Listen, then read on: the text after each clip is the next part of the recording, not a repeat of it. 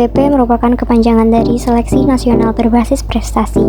Jalur seleksi ini dilakukan beberapa perguruan tinggi negeri secara serentak tanpa melibatkan seleksi dalam ketentuan tes atau ujian tertulis, melainkan menggunakan nilai rapot.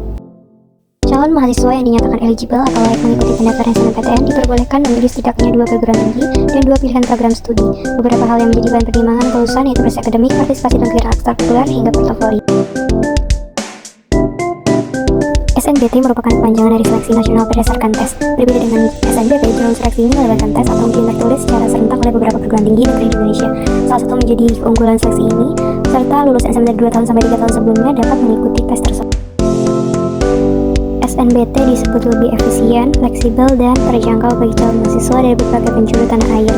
Calon mahasiswa akan diberikan soal ujian sebagai penentu keberhasilan menggunakan kemampuan menalar dan pengetahuan akademis.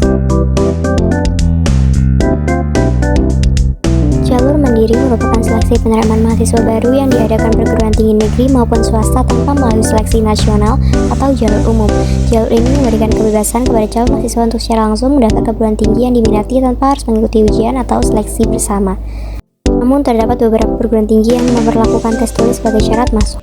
Meskipun kuota yang ditetapkan terbilang cukup banyak, akan tetapi jumlah peminat jalur mandiri bahkan tidak sebanyak jalur seleksi nasional, sehingga persaingannya pun tidak terlalu ketat layaknya seleksi nasional.